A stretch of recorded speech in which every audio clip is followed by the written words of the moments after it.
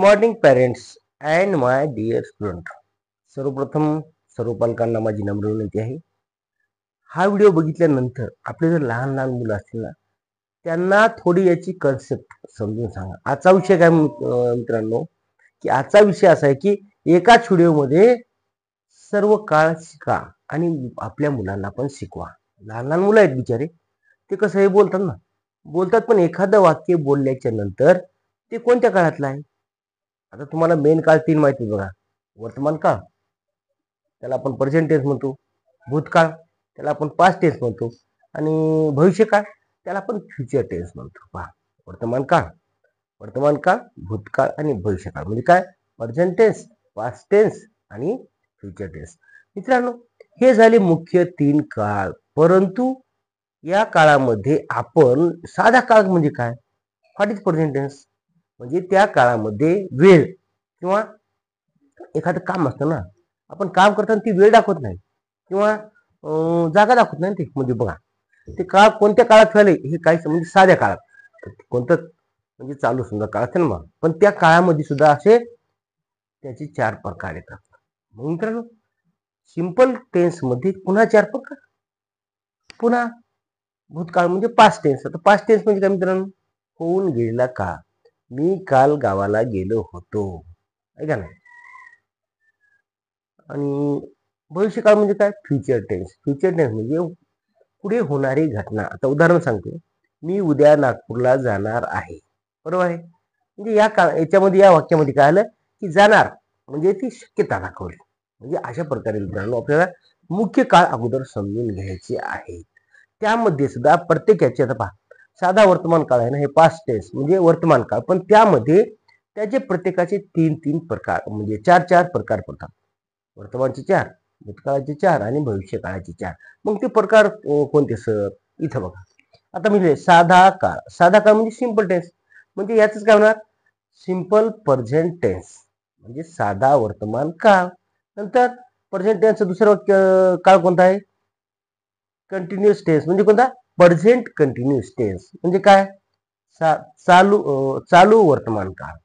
Present मध्ये सुद्धा त्याचा दुसरा प्रकार. नंतर प्रेझेंटचा तिसरा प्रकार आहे प्रेझेंट परफेक्ट टेन्स म्हणजे पूर्ण वर्तमान काळ. हे सुद्धा लक्षात ठेवा. आणि पुन्हाच प्रेझेंटचा आपल्याला पुढचा एक प्रकार सांगतो, प्रेझेंट परफेक्ट कंटिन्युअस टेन्स. पहा किती? प्रेझेंट परफेक्ट कंटिन्युअस टेन्स म्हणजेच पूर्ण चालू वर्तमान काळ. म्हणजे अशा प्रकारे मित्रांनो आपल्याला प्रत्येकाचे 4 प्रकार म्हणजे एकूण किती झाले काळ? 12. किती? 12. Very good. म्हणजे पहा, आपल्याला मित्रांनो एकाच ज्यामध्ये सर्व काळ शिकत असताना आपल्या माइंड मध्ये सेट करा, सर 12 काळ कोणते बाबा? साधा, चालू, पूर्ण आणि पूर्ण चालू. सोपं आहे ना, लक्षात ठेवा. फक्त एक पाठ करा, साधा, चालू, पूर्ण, पूर्ण चालू. काय म्हणलं मी? साधा, चालू, पूर्ण आणि पूर्ण चालू. ही 4 गोष्टी पाठ करा. साधा, चालू, पूर्ण आणि पूर्ण चालू. म्हणजे काय होईल की तुमच्या लक्षात येईल. पण मित्रांनो, आज आपण फक्त प्रेझेंट टेन्स म्हणजेच वर्तमान काळामध्ये त्याचे 4 प्रकार आपण बघणार आहोत. आता हे बघत असताना मित्रांनो बघा बरं, इथं एकदम सोपं आहे बा. सिंपल प्रेझेंट टेन्स म्हणजे काय? साधा वर्तमान काळ. एखादी गोष्ट असते त्याला वेळ काळ नसते. पहा, त्याला वेळ काळ आहे. फक्त एखादी गोष्ट सहज आपण साध्या वर्तमान काळातली म्हणजे साध्या काळातली बोलतो, पण साध्या वर्तमान काळामधली काय तर ती एखादी गोष्ट सध्याच्या पिरियडला घडत असते. आता इथं पहा, आय लाईक्स मँगो म्हणजे काय? मला आंबा आवडतो. हे झालं. हे काय? आय लाईक्स म्हणजे मला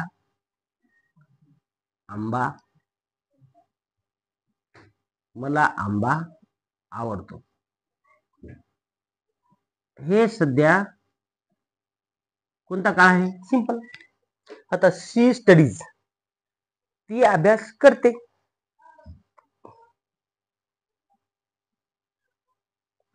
ती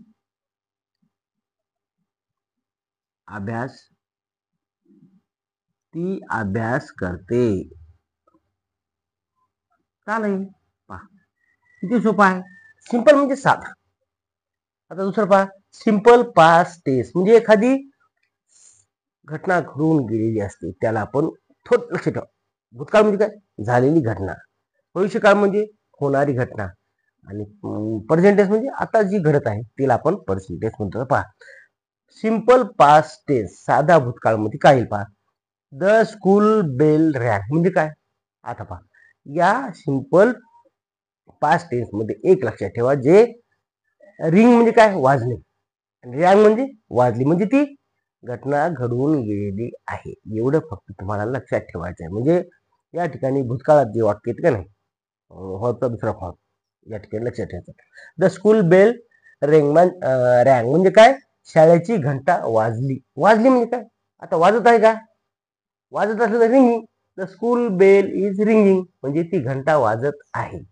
आता आपल्याला भूतकाळामध्ये लक्षात ठेवायचं आहे मित्रांनो, की ती घटना घडून गेलेली आहे. म्हणजे काय लिहितं, शाळेची घंटा वाजली. पहा, शाळेची घंटा वाजली.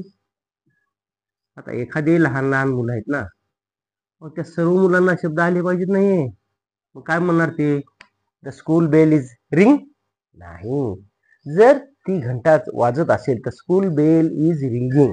अँड जर ती वाजून गेली, आता एखादा मुलगा मित्राच्या घरी गेला, समजा प्राची गेली आपली दुर्वाच्या घरी, ती तिला म्हणेल द स्कूल बेल इज रँग, चल लवकर शाळेत आपल्याला जायला उशीर होईल.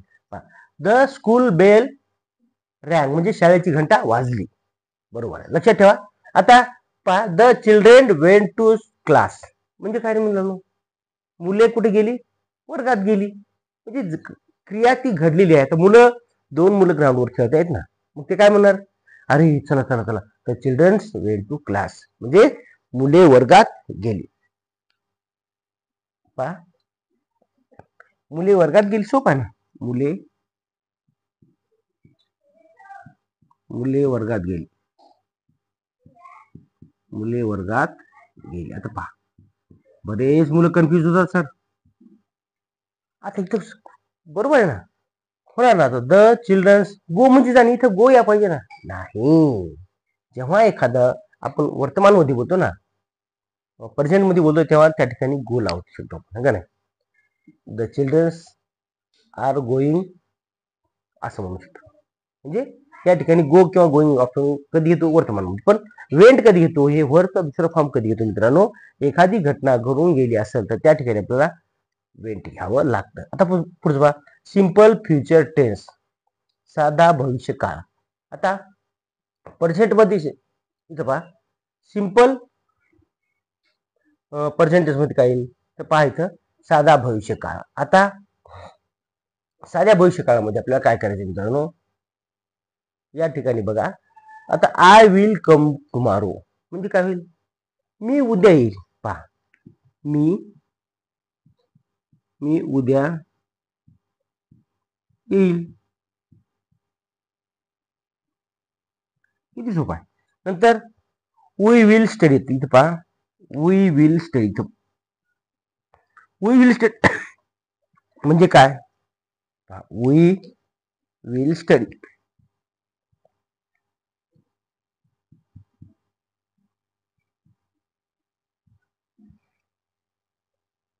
वी विल म्हणजे शकणे, एखादी शक्यता असते ना, तर त्याला आपण म्हणणार वी विल स्टडी म्हणजे काय, आम्ही अभ्यास करणार, आम्ही अभ्यास करणार. एकदम सोपा आहे. पहा, सिंपलचं आपण या ठिकाणी आज बघितले वाक्य, एक सिंपल प्रेझेंट टेन्स बघितला, सिंपल पास्ट टेन्स बघितला आणि सिंपल फ्युचर टेन्स बघितला. अशा प्रकारे मित्रांनो आपल्याला छोटे छोटे शब्द घ्यायचे, वाक्य घ्यायचे आणि प्रॅक्टिस करायची आहे. तर मी तुम्हाला सांगतो 2-3 वाक्य. तुम्ही काय करायचंय, जर वेळ असेल तर कमेंट मध्ये मला वाक्य सांगा. आता समजा मी सांगतो तुम्हाला, तुम्ही काय करा, मला मी जे वाक्य सांगणार आहे त्याचा काळ ओळखा आणि त्यामध्ये काय कोणता शब्द लावसाल ते मला कमेंट मध्ये सांगा. आणि जर चुकत असेल तर मी तुम्हाला त्याचा रिप्लाय देणार आहे. पहा, आता मी सांगतो, प्राची शाळेत गेली, एक वाक्य झालं. रमेश उद्या नागपूरला जाणार आहे. तिसरं, मुले मैदानावर खेळत आहेत. याला कोणता काळ, मुले मैदानावर खेळत आहेत, याच्यामध्ये कोणत्या काळातलं वाक्य आहे हे तुम्ही मला कमेंटमध्ये नक्की कळवा. Thank you for watching. धन्यवाद.